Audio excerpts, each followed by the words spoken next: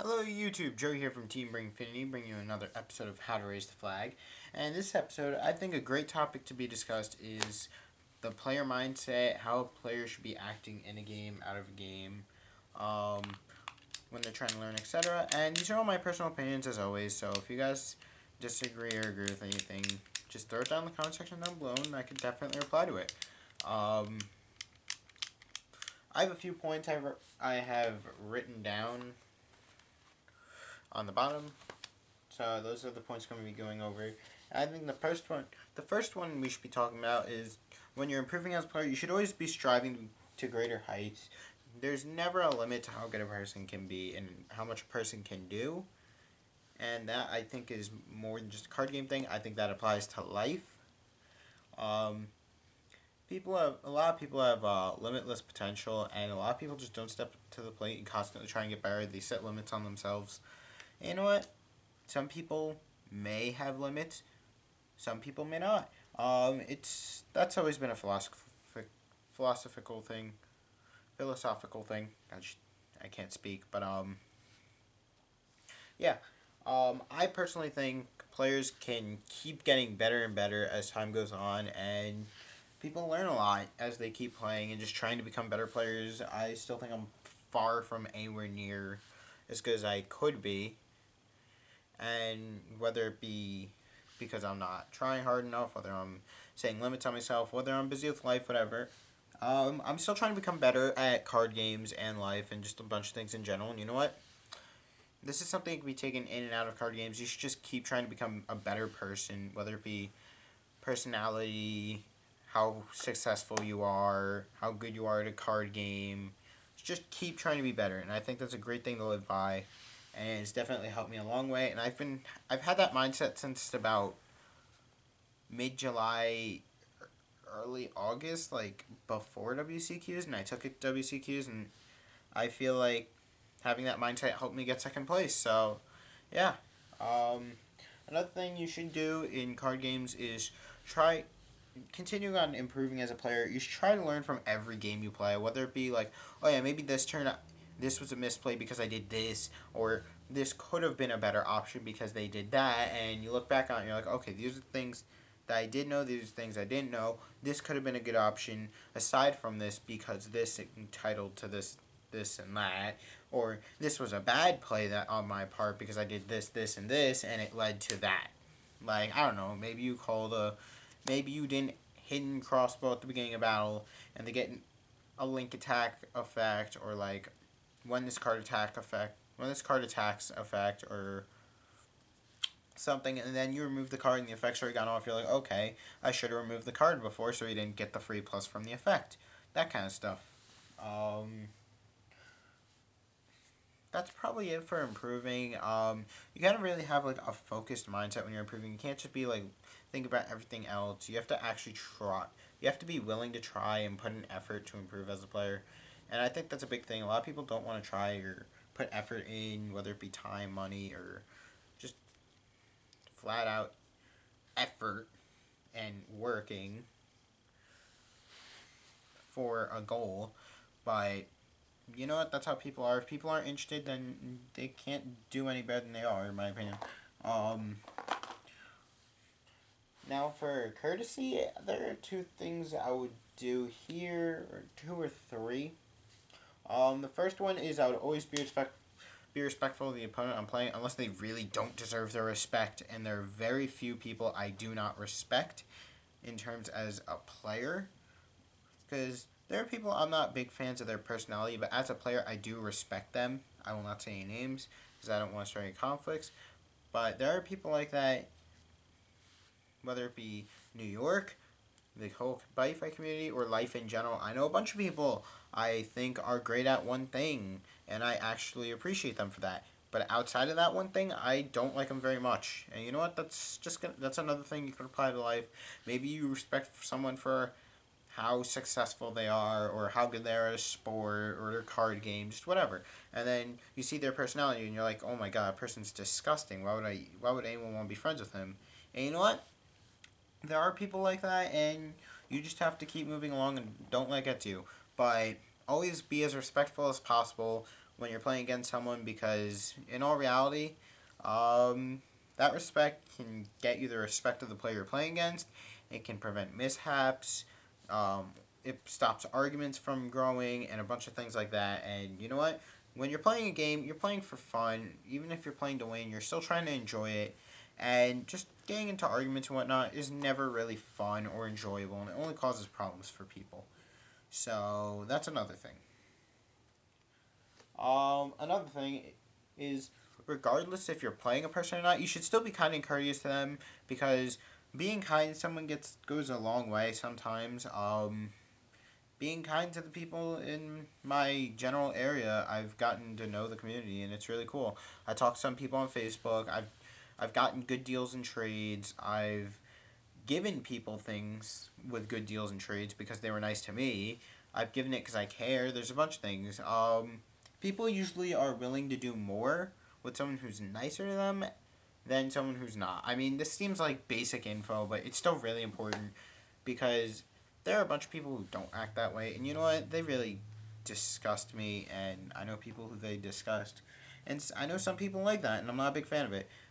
It doesn't really help anyone, and it only creates more problems. And you should really try and avoid unnecessary problems. And you're all playing a game so you can enjoy it, and that's what you should be focusing on: having a good time, spending time with the people you enjoy. And you know what?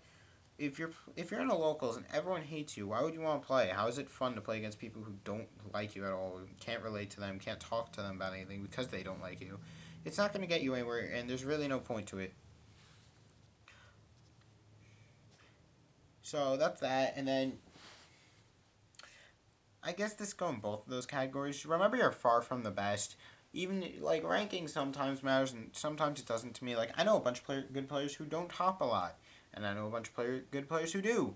So I'm not gonna say people like Justin G are bad just because I didn't say they were a good player or anything. But I'm not gonna say he's the greatest player ever, or he's an amazing player just because he got two tops. I mean, that's usually a sign of being a good player, because you can consistently win. But you know what?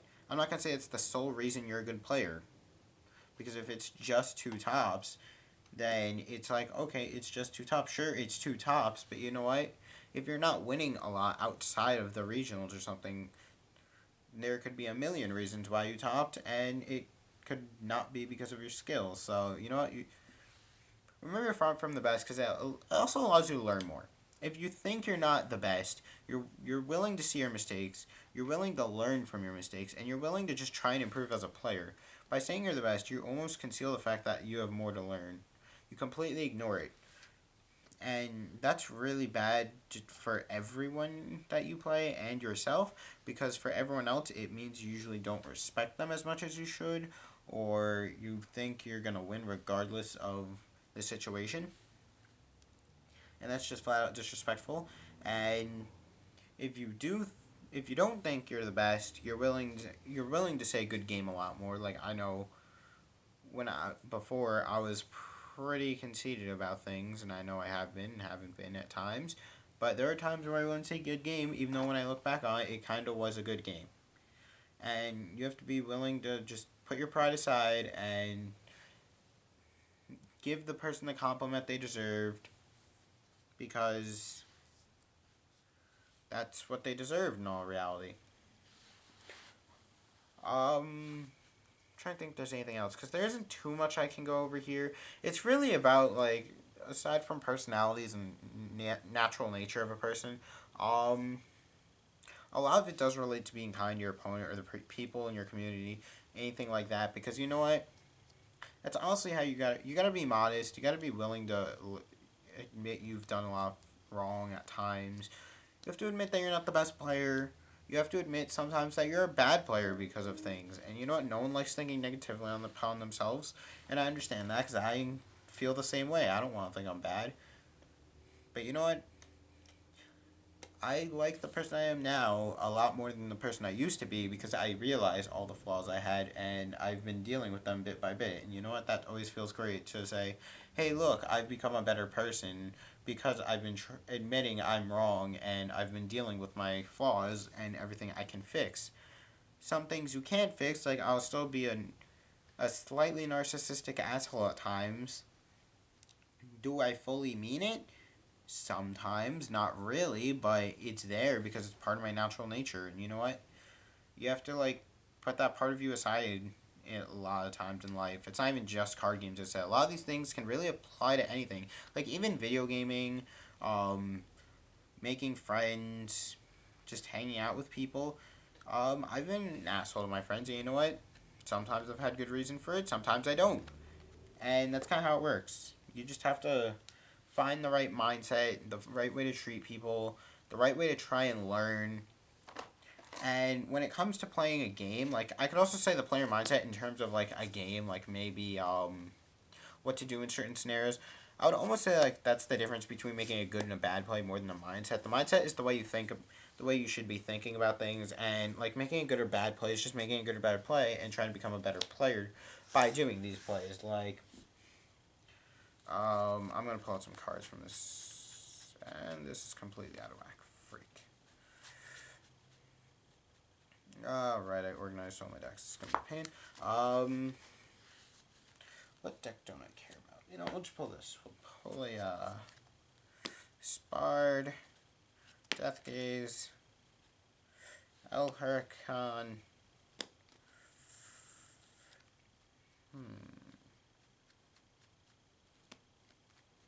Okay. I'm not ignoring all gauge and whatnot. Let's say we have enough gauge for any of these plays I'm about to bring up. Let's say your opponent has a, so we've got 5 cards in hand. They're all offensive cards. You're at 2 life, and you have nothing on your field. And we're just going to say 5 gauge, because screw it. 5 gauge is more than enough. Yeah, 5. I'm going to throw everything down here, because I have stuff on the side, and I don't want to move everything, and I'm not going to move my position for the convenience. Well, it's not the right way to word it. But, yeah. Let's say, okay, this is the gauge. I'm going to pull out Legend World. Oh, is Legend World not in order? That would actually help a lot. Oh, Legend World is not in order. Okay, this is perfect. We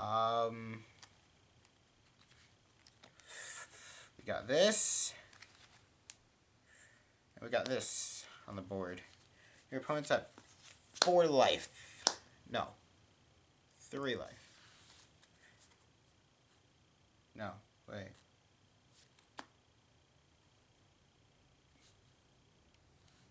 Try to think. 2 life. 2 life. 2 life. Yeah, 2. Let me grab a couple cards. We got this. You're both at 2 life. You have 5 gauge. Wait, no, I'm not going to grab 2 nulls. That would be too hard to deal with. We'll grab a Balmung, because Balmung is the answer to everything. And dragons. Okay, so here's what we got. This is their field. They have 1 nullifier in hand. You have 5 gauge. You have a Death Gaze, a Gaspard, an El Huracan, an Amino Ahari, and a Death Sight. Now, there are multiple ways to win this game. Actually, yeah, there are multiple ways to win this game. Now, oh yeah, I'm going to say they have 1 random card in hand. I'm just going to pull out like something like this. I don't even know what this is. Oh, okay. I don't know what, okay, I'm not going to take that. That would be really stupid. We'll take this. And we'll take...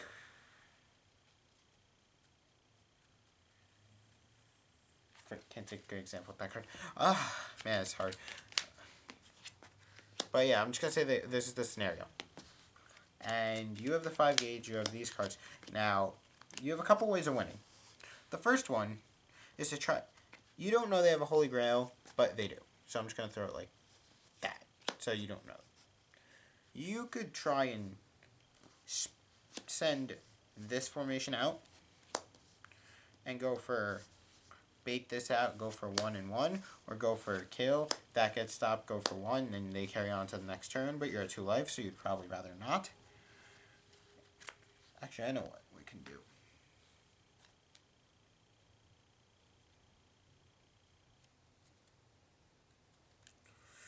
I'm gonna grab this because that actually shows they can win next turn. Because you have no nulls. They're obviously got more than enough fairies and drop with this setup, like this late in the game and everything. So this is gonna cause you to lose because they have a nullifier in that. If you do this, you're guaranteed to win. 2, they stop. 2, they stop. 2, win. That's a push for game type of move. This could win you a game because you go 2, stop. Oh, no, this would also, oh wait, no. 2, stop. 2. That wins a game. You can go, I believe I did this scenario in my head 2. This would be stopped twice, so that would instantly cause game loss. That would get you to be dealt with. So yeah, the real thing was you needed something on the left and right. You needed 4 damage on the left or right, or like Amino Hara could be 4 damage on the right, or left. And you need the item equipped because if you did anything else, this could get nulled, this get nulled 1 damage. This get nulled, this get nulled 1 damage. Oh yeah, I already did this. So you kind of just need like 6 damage available because this get nulled, you win. This could get nulled. Oh wait, I did this. This get nulled, this could get nulled. You could go for 1 and 1, but you know, if this gets somehow nulled in this situation, that's game. So you have to be very careful when you think about things. A lot of people could think, oh yeah, let me throw something in the center for protection, and then null. Oh no, I have a 1000 defense monster in my center. I didn't think about that. He calls the Leprechaun, and this is 6 damage after he breaks down the center, because Bomb Wong Sweep, insta-kill, game, you know, like that kind of stuff. So that's on a different scale. That's a completely different thing. The way I feel like a person gets better through these kind of things, it's just experience. They make a play, they learn from it, and they get better, or they make a play, they're ignorant and they think they lost because of other reasons, and they lost, and then they don't get better.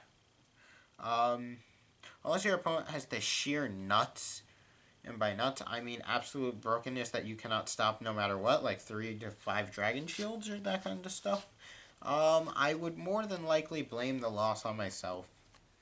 Unless they drew godly for whatever freaking reason. I've gotten into the habit of blaming a loss on myself because it allows me to learn more and it allows me to actually see where I went wrong because I try and look for where I went wrong since I don't want to be blaming myself. And if I can't find a possible reasonable reason, then I'll say I lost to luck. Like, okay, let's do this exact same scenario.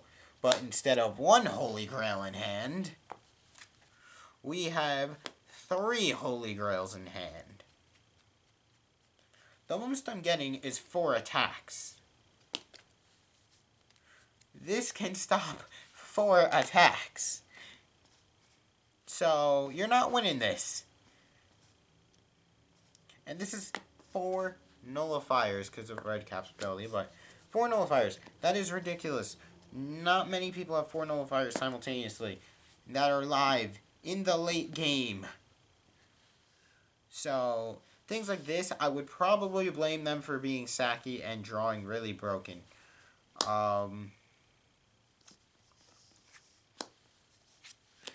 Things like what I showed before with the with the hand I had, I would definitely blame the player for misplaying really hard. So, yeah. That's not really something I feel like I can help people get better at personally. I think that's more just people learning through experience and learning how to deal with their misplays. So, I can't really help about that, but I said what I wanted to about the player mindset. I only did that so I could give a clear example of the distinction between good and bad plays in a player mindset, just for anyone who didn't know. That pretty much covers it for the video. Let me know what you guys thought down in the comment section down below. Let me know what you guys want the 5th episode to be, because I already know what episode 4 is going to be, and it's probably going to be a week or two before we get episode 4 out, because that is a very big, probably long anticipated by some people, topic, and oh gosh, it's probably going to take me like 5 cuts to make, because I have to word that video perfectly, or else I'm probably going to sound like an idiot. So yeah, thank you for watching. Don't forget to like, comment, subscribe, and check out our other videos for more Buddyfight content. And if you guys see an ad you like, click it. If you don't, leave it alone, because no one likes bad ads. Thank you for watching. Joey from TeamBurningInfinitey, signing out.